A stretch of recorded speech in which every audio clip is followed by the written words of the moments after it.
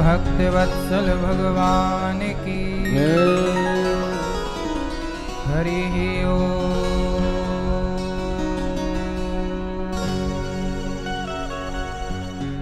श्री गणेशाय नमः। श्री सरस्वत्यै नमः। श्रीमते रामानुजाय नमः। नारायणं नमस्कृत्य नरं चैव नरोत्तमं देवीं सरस्वतीं व्यासं ततो जयमुदीरयेत्।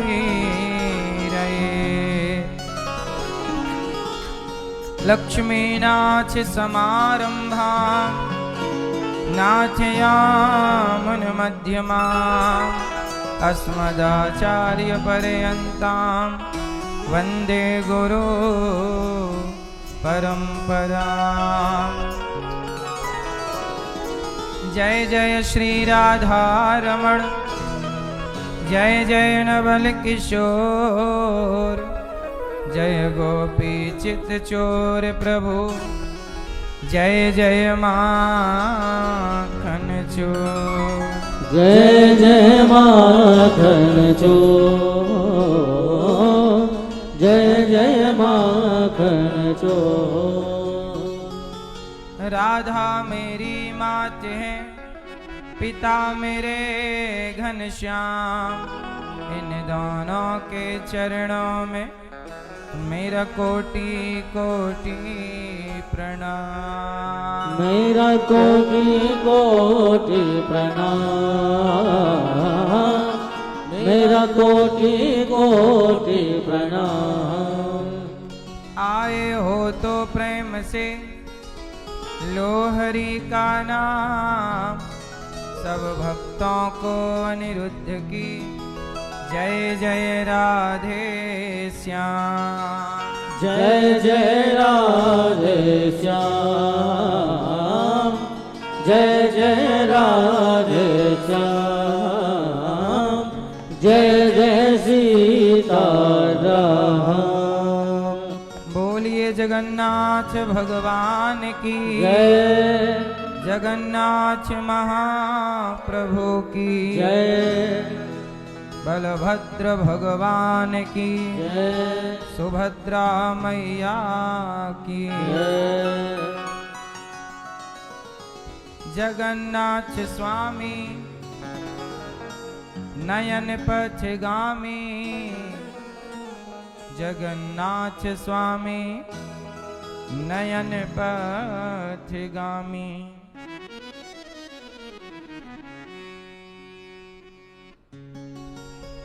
आज जगन्नाथ भगवान की यात्रा है। वर्ष में एक बार यह यात्रा आषाढ़ मास में निकाली जाती है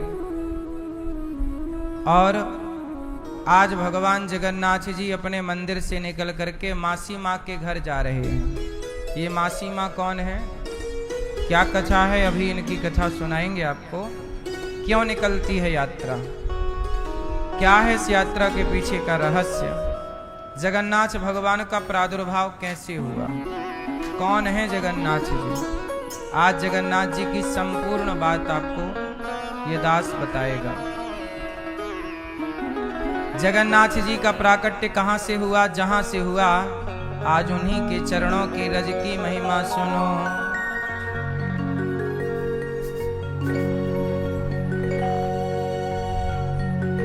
भगवान श्री राधा रानी की चरण रज यदि मस्तक से लगाई जाए तो सारा दुख दूर हो जाए।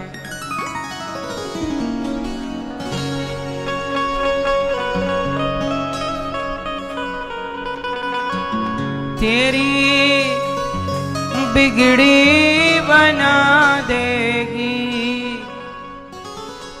सोई किस्मत जगा देगी, चरण रज राधा रानी की। राधा रानी के कारण ही भगवान श्री कृष्ण जगन्नाथ भगवान के रूप में परिणित भये थे। पता है आपको?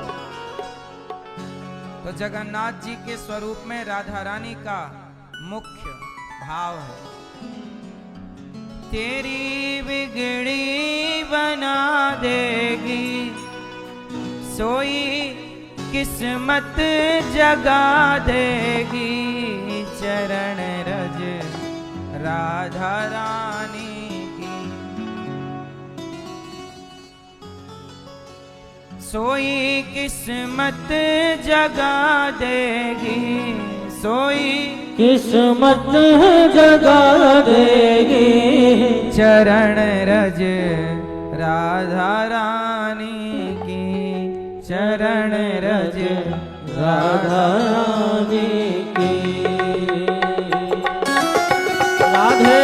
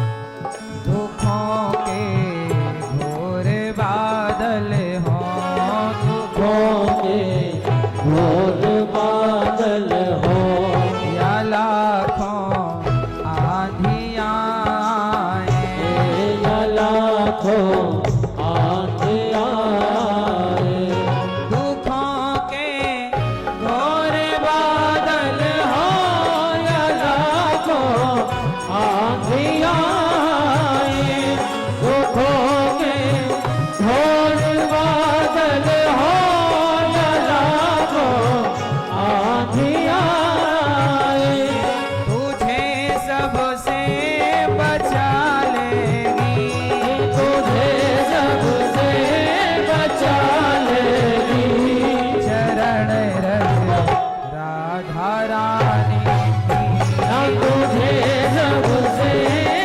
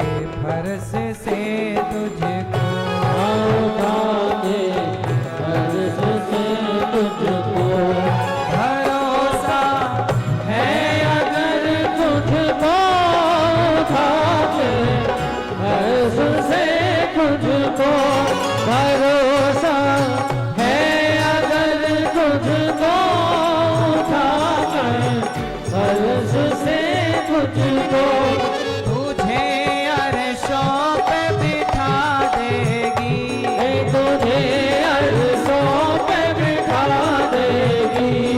चरण रज राधा रानी की, तुझे अरसों पे बिठा देगी, चरण रज राधा रानी की।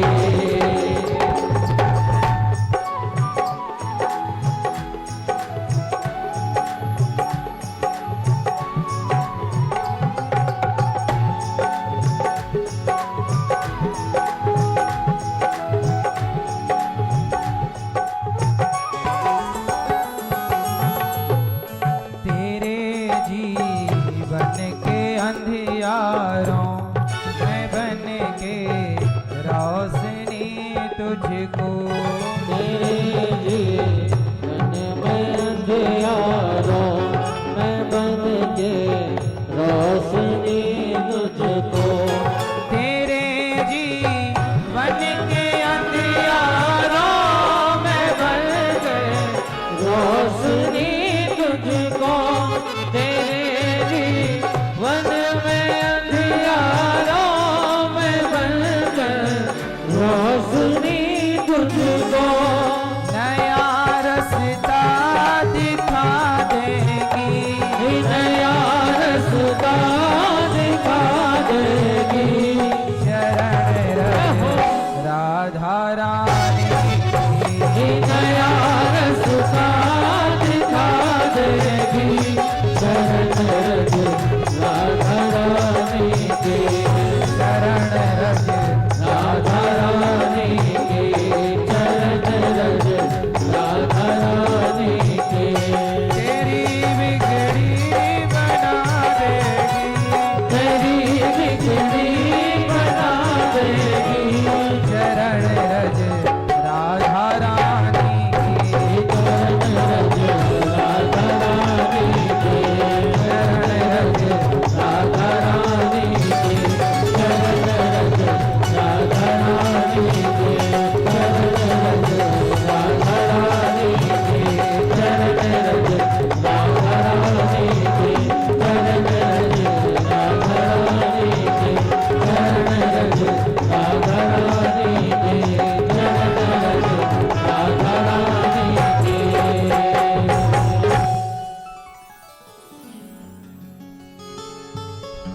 भरोसा है, अगर तुझको उठा के फर्श से तुझको, भरोसा है तो फर्श से उठाकर तुझे अर्शों पे बिठा देगी, तुझे अरसों पे बिठा देगी। कौन?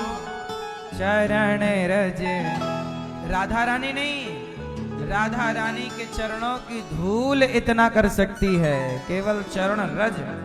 ये महिमा चरणों के रज की है, राधा रानी की नहीं है। राधा रानी के पांव में जो धूल लगी है, ये उस धूल की बात है कि वो धूल मिल जाए तो क्या हो जाए। राधे तेरे चरणों की रज धूल जो मिल जाए, सच कहता हूँ राधे तकदीर बदल जाए।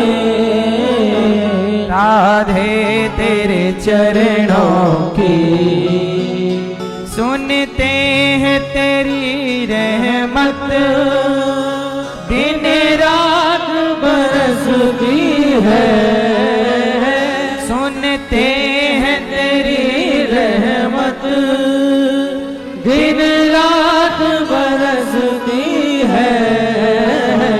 एक बूंद जो मिल जाए, एक बूंद जो मिल जाए, दिल की कली खिल जाए, राधे तेरे चरणों की क्या मिल जाए? तेरी बिगड़ी बना देगी चरण रज राधा रानी की। इसलिए कहता हूं भगवान के भक्तों के चरणों में रहना सीखो। आप लोग कहां रहना चाहते हो? खोपड़ी पे, सिर पे। आप लोग भगवान के फूल कहां चढ़ाते हो? चरणों में नहीं चढ़ाते, खोपड़ी पे चढ़ाते हो, सिर पे। आपको चरणों से मतलब नहीं है, आप पांव नहीं पकड़ते, सीधा गर्दन। चल अब मेरे साथ, बोलो हाँ। समस्या बड़ी जटिल है। आप किसी मंदिर में जाएं तो आप मंदिर में भगवान के चरणों की तरफ नहीं देखते, चरणों में पुष्प नहीं चढ़ाते, सीधा सिर के ऊपर। नवरात्रि में तो हमारी माता जी के मुंह पे मिठाई चिपकाती हैं हमारी मैयाएं।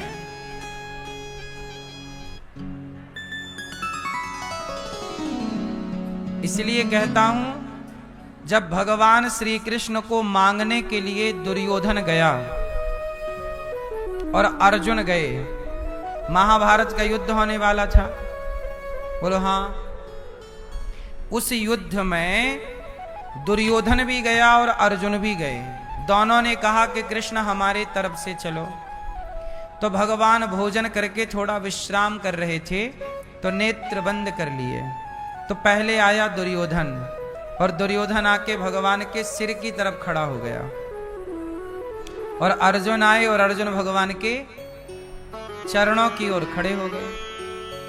तो जब भगवान की आंख खुली तो पहली नजर अर्जुन पर गई। अर्जुन आप आ गए? दुर्योधन बोला, प्रभु अर्जुन से पहले मैं आया हूं। भगवान बोले, दुर्योधन हमने तो आपको देखा नहीं। बोले, आपने कैसे नहीं देखा, हम तो पहले आए। तो भगवान ने दुर्योधन से कहा, तुम आकर खड़े कहां हो गए? बोले, आपके सिर के पास ही तो खड़े थे। और अर्जुन कहां खड़े थे? चरणों के पास। तो जब आंखें खुलेंगी तो पहले कौन दिखेगा? जो सिर के पास खड़ा है वो, या जो चरणों के पास खड़ा है वो? इसलिए भगवान के और भगवान के भक्तों के चरणों के पास ही रहिए, चरणों से ऊपर ना जाइए, चरण ही पकड़िए। क्या पकड़िए? चरण। भगवान के चरणों से प्यार कीजिए, भगवान के चरणों को अपने हृदय में स्थापित कीजिए। भगवान के चरण पकड़ में आ जाएं तो कल्याण हो जाए। विभीषण गए राम जी के पास तो चरणों को पकड़ा। चरणों से प्रीति रखिए, भगवान के चरणों से प्रेम करिए।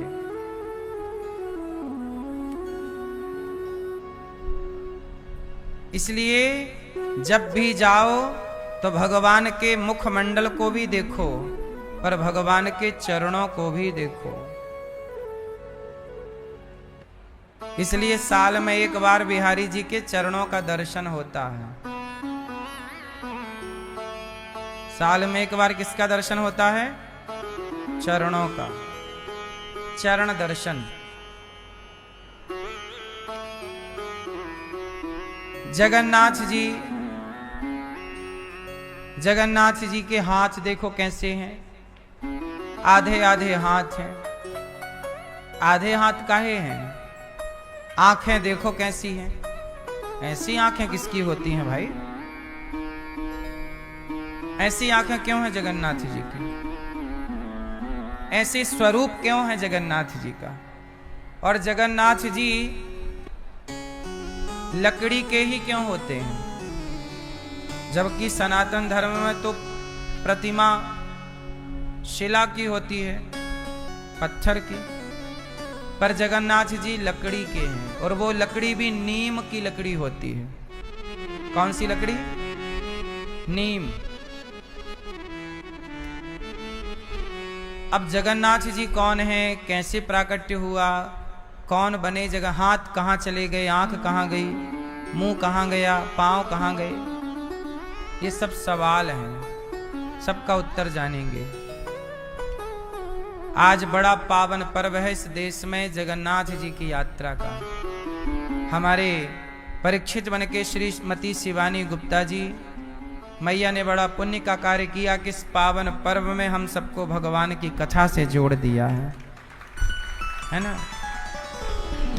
जगन्नाथ जी की यात्रा निकल रही है, जितना पुण्य जगन्नाथ जी की यात्रा में शामिल हुए लोगों को मिलेगा, उतना ही पुण्य घर बैठे जगन्नाथ जी की कथा सुनने से घर बैठे आपको प्राप्त हो जाएगा। तो आज हम बात ज्यादा से ज्यादा भगवान जगन्नाथ जी की ही करेंगे, सुनेंगे। तो हमारी मैया श्रीमती शिवानी गुप्ता जी अपने पति स्वर्गीय श्री अजय गुप्ता जी के लिए ये कथा का आयोजन है।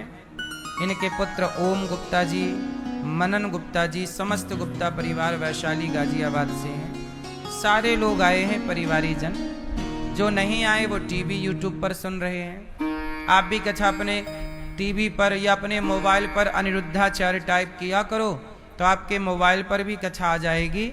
और आज आपको बता दें कि मोबाइल पर यूट्यूब पर भी 1,58,00,000 लोग जुड़े हैं यूट्यूब से। आप भी अपने आप को जोड़ लीजिए, चैनल को सब्सक्राइब कर लीजिए। इस तरह से अनिरुद्धाचार्य टाइप करिए तो आपके मोबाइल पर भी यह खुल के आ जाएगा। आप भी देख लीजिए, आप भी चैनल से जुड़ जाइए, कथाएं सुनते रहिए। जगन्नाथ जी की रथ यात्रा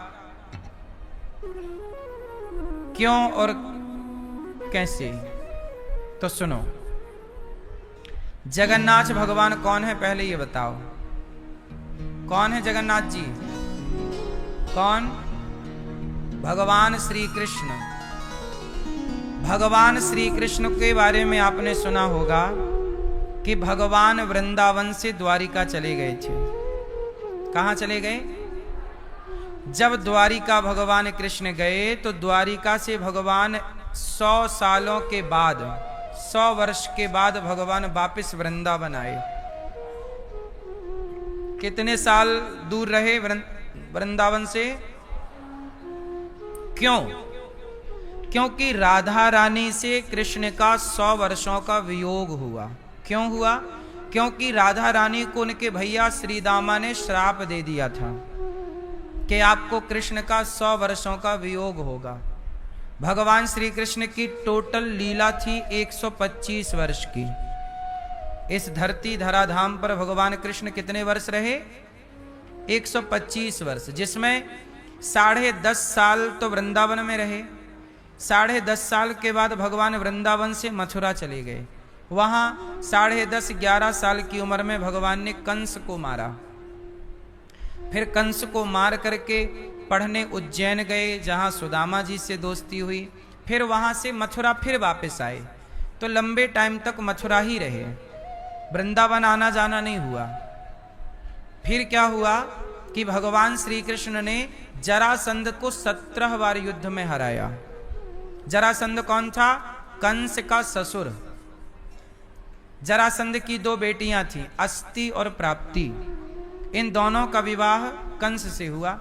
जब कंस मारा गया तो कंस के ससुर तिल मिला गए, तो जरासंध ने अटैक कर दिया द्वारिका मथुरा पर। तो भगवान जरासंध से लड़े 17 बार, उसे हराया, भगाया। अब आप एक सवाल पूछ सकते हैं कि जब मथुरा में ही भगवान वर्षों तक थे तो वृंदावन क्यों नहीं आए? इसलिए नहीं आए क्योंकि यदि जरासंध को पता चल जाता कि गोपियां कृष्ण से बहुत प्यार करती हैं तो वह जरासंध कृष्ण पर अटैक ना करता, वह यशोदा पर, नंद बाबा पर, गोपियों पर अटैक करता। इसलिए भगवान ने अपनी पहचान छिपाई, जो कि एक युद्ध नीति के तहत करना पड़ता है, यह एक नीति है। तो भगवान का यहां आना जाना नहीं हुआ। इसके बाद क्या हुआ, जरासंध को भगवान ने 17 बार हराया। 18वीं बार जरासंध ने क्या किया कि बहुत सारे ब्राह्मणों को इकट्ठा किया और जेल में बंद किया, और सारे ब्राह्मणों को बोला कि अब की बार यदि मैं हारा तो तुम सारे ब्राह्मणों का सिर काट दूंगा। अब सारे ब्राह्मण घबराए कि प्रभु आप इस बार कृपा करो, यदि आप इसे मार देते हो तो इसकी सेना हमें मार देगी जेल में, इसलिए प्रभु ऐसा करो कि इस बार आप हार जाओ। तो भक्तों की रक्षा के लिए भगवान जरासंध से 18वीं बार युद्ध में हारने का नाटक कर रहे हैं। 17 बार जीते। अब ब्राह्मण यदि जीत जाते तो जरासंध को मार देते, मार देते ये सूचना मिलते ही वहां ब्राह्मणों का कत्लेआम हो जाता। तो उन ब्राह्मणों की रक्षा के लिए भगवान ने क्या किया, युद्ध से भाग गए। इसलिए नाम पड़ा रणछोड़ भगवान। क्या नाम पड़ा, रण छोड़ के भागे। फिर उसी जरासंध को भीम भैया ने मारा था बाद में, बीच से चीर दिया था और एक भाग इस तरफ एक भाग इस तरफ ऐसे, तो मर गया। तो भगवान चले गए द्वारिका। द्वारिका में भगवान के हुए विवाह। कितने विवाह हुए द्वारिका में, 16,108 इतने विवाह हुए। जब विवाह हो गया, बच्चे बड़े बड़े हो गए, तो 100 साल हो गए पूरे।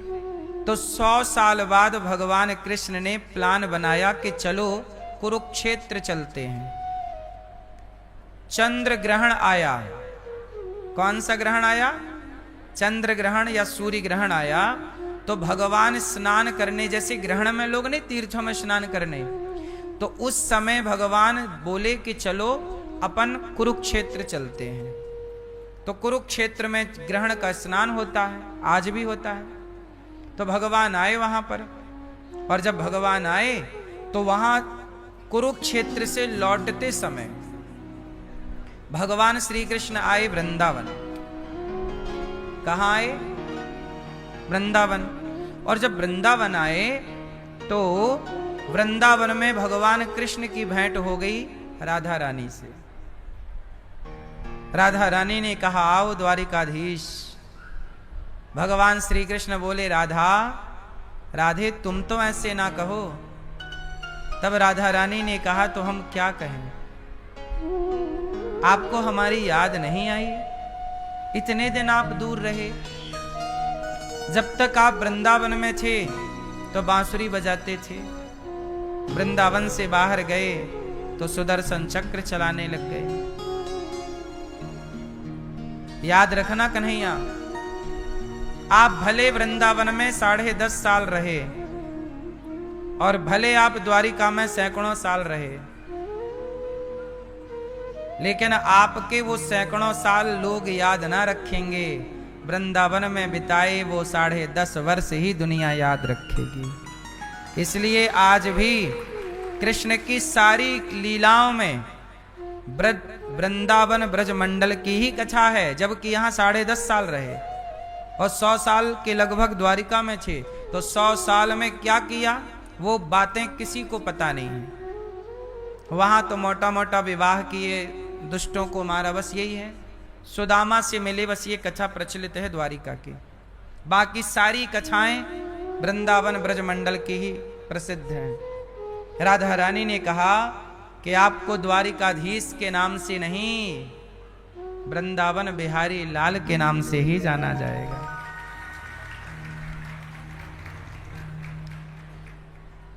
राधा रानी कृष्ण की भेंट हुई 100 वर्षों के बाद। अब देखो जगन्नाथ जी कैसे प्रकट हुए। अब चलते हैं इस कथा पर। तो ये घटना वृंदावन की है। भगवान कृष्ण अकेले नहीं आए, उनकी 16,108 पत्नियां भी आई। तो 16,108 पत्नियों ने माता यशोदा को पहली बार देखा। तो माता यशोदा से कहा कि मैंने सुना है कि ये गोपियां कृष्ण से बहुत प्रेम करती हैं, तो कृष्ण जब चले गए गोपियों को छोड़कर, तो कृष्ण के बिना गोपियां कैसे रहीं, जरा हमें वो कथा सुनाओ। यशोदा बोली मैं तो नहीं सुना सकती। तब कौन सुनाएगा? बोले रोहिणी माता सुनाएंगे। तो रोहिणी माता सुनाने लग गई। अब रोहिणी माता बैठी और 16,108 पत्नियां और गोपियां और सारे ब्रजवासी सब बैठे, कथा चल रही है कि कृष्ण जब गए तो गोपियां कैसे रोईं, किस तरह से गोपियों ने याद किया, भगवान के लिए कैसे कैसे आंसू बहाए। जब गोपियों के प्रेम का वर्णन माता ने किया, रोहिणी माता ने, और राधा रानी के विरह का वर्णन किया, किस तरह गोपियां रोईं, खाया तक नहीं, पानी तक नहीं पिया, बस कृष्ण कृष्ण कृष्ण जपती रहीं और अश्रु सूखे नहीं। 100 वर्ष हो गए, आंखों की धारा सूखी नहीं। जब देखा तब आंखें गीली ही पाई। ऐसा प्रेम। कोई रोता है तो दिन भर रोएगा, 2 दिन रोएगा, कोई हफ्ता भर रोएगा, कोई महीना भर रोएगा, कोई एक सी धारा में सालों तक तो नहीं रो सकता, कोई एक सी धारा में वर्षों तक तो नहीं रो सकता। पर गोपियां रोईं, श्री राधा रानी रोईं। और जब गोपियां रोईं, राधा रानी इस तरह तड़पी, इस तरह रोईं कृष्ण के बिना, पर उन्होंने कभी आंख नहीं खोली।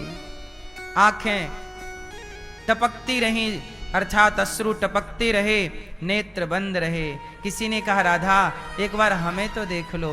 राधा बोली कि जिसे देखना था वो तो छोड़कर चला गया, अब किसे देखने के लिए नेत्रों को खोलूं।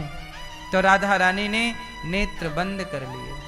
और सोचिए, कृष्ण के जाने के बाद राधा रानी ने अपनी आंखों को खोला नहीं, 100 वर्षों तक आंखें बंद रहीं। जब ये प्रेम सुना कि राधा रानी ने हमारे लिए इतना सहा, इतना त्याग किया, तो उस प्रेम में भगवान श्री कृष्ण, अरे